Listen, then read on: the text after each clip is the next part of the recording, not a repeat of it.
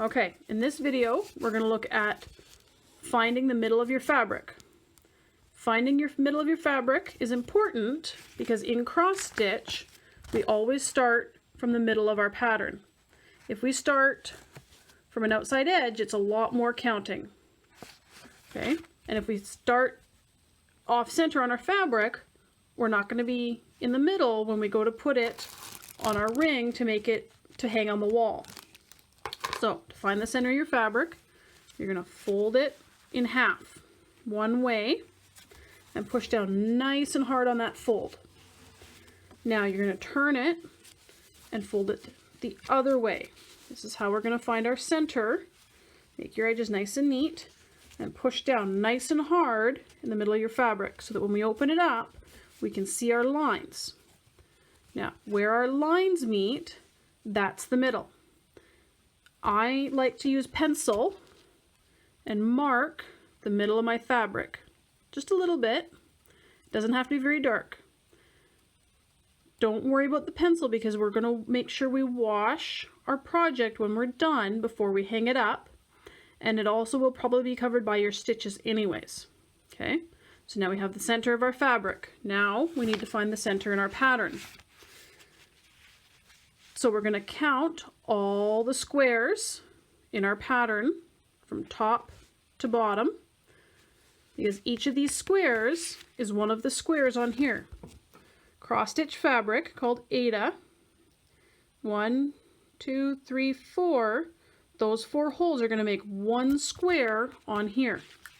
So we're going to count 1, 2, 3, 4, 5, 6, 7, 8, 9, 10, 11, 12, 13, 14, 15, 16, 17, 18, 19, 20, 21, 22, 23, 24, 25, 26. So for mine, I have 26. So I know the middle is 13. And I did the same on the top to find my middle here. Where these two lines cross is my middle stitch. Now, your kit and your pattern might have done that for you already. And it'll show you where the center is. Sometimes, like this one says, this is where you start. Others will make little arrows for you, and you find your center, and that's going to be your first stitch. Now, in my kit, I have to adjust a little bit because in cross stitch, we always work from left to right. Then we're going to go back the other way. But I want to start on the left side. So if this is my center, I'm already at the end of my row because I want to do these stars first. So I'm going to count back to the beginning of that row of stars. So I'm going to go back 1, 2, 3 squares. So I'm going to come to my fabric. So this is my middle. And I want to go back 1, 2, 3 squares. So I'm going to go 1, 2, 3. So that hole there, that's going to be the bottom left corner of my first star stitch. Okay. Now, before we can get going, we need floss, don't we? So, my chart, I want to do these stars. So on mine, I'm going to go up here and look, and it tells me that the star is orange thread and that I need 3 strands. Now, your chart is going to look a little different maybe. So we're going to look at this one again, and it is a little different. So on this one, instead of having it written out in words like this, it has a little table, and it tells me that the number 2 symbol is in this purple color, and they use 3 strands. So it tells me all the same information as my chart, it's just showing you in a different way. So back to mine. So I want to do these stars. So I'm going to find out what that symbol means and how many strands I need. Then I can pick up my thread and I'm going to grab my orange. Embroidery floss is made up of 6 strands. So we're going to take our floss and we're going to carefully separate it out so we can see all 6. But I only want 3. So I'm going to grab one. There we go. This can be a little tricky. There we go. So I'm going to start pulling gently. And I want to make sure my end stays neat, because otherwise I'm going to end up with a knot. So I'm going to pull that out. So there's one strand. There's two. Oh. Pardon me. And there's three. Okay, now that I have my 3 strands, I'm going to straighten this out nice and neat again. And I'm going to put it back with the rest of my extras. And we're going to fold it so that I can put it back on my card. To put it on my card, I'm going to take that fold and put it up through the hole. And I'm going to have a loop. And you take my ends and put them through my loop. Pull them through, and it's going to hold it onto my card so I don't lose my thread. Now, these are the 3 I want to work with. So I have one. I want to line it up on my fingers so I can see my end. Here's my second one. Now, they're not lined up, are they? So I like to do it this way. I'm just going to tuck it down until they're nice and lined up. Straighten those 2 out. So there's 2. And there's my third one. Now, you're going to ask, well, why didn't you just pull out all 3 at once? If you try and pull out all 3 at once, you're going to get a knot.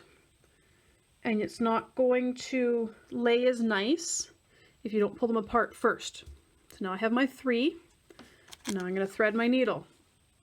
I like to thread my needle this way. I'm going to put my threads over my finger. And I'm right-handed, so I'm doing it this way. You might have to do it the other way.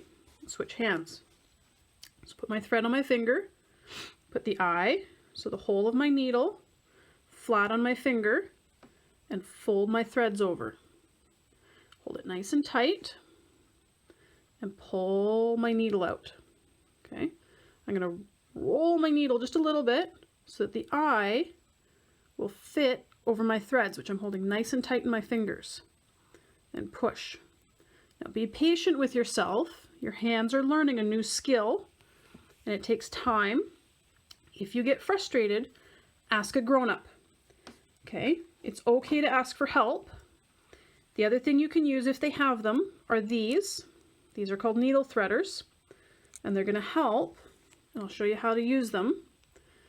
So instead of doing it my way, I'm going to hold my needle, and I'm going to put the little wire in the eye of my needle. Okay? Then I'm going to take my threads and make sure all 3 go through. So I'm going to put my threads through the loop on the threader and pull them through a little bit. Okay? I'm going to hold here, and I'm going to pull gently so that my threads pull through. And you can practice this even before you start stitching. You can practice threading and pull your thread out and thread it again. But if you get frustrated, ask for help. It's okay. Your hands are learning.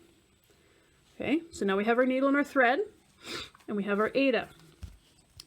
In cross stitch, we always work on a hoop or a frame, because when you try and work on fabric like this, it's all bendy and it's hard to get nice even stitches. So I'm going to use this hoop here. It's just a little plastic hoop. I'm going to loosen off my nut so I can get my frame apart. They come in 2 pieces. So I'm going to lay down the inside piece, and that's going to go on the back side of my fabric. So here's my marks, there's my center, and there's where I want to start. I'm going to put that on top. I'm going to take my other piece and push it down. Might be a little tough. If you got smaller hands, this can take some practice. It's okay to ask for help, but your hands will learn. Whoop, I caught my threads in that. There we go. Now I'm going to tighten this down so that it stays tight, kind of like the top of a drum. Okay. Now your hoop might look a little different. It might be made of wood. They're all essentially the same. Now I have my frame ready, and I have my needle and thread ready. In the next video, I'll show you how to start your first stitch and how to make sure that your threads don't come undone. Oh, now I have a knot to get undone. I'm going to do that.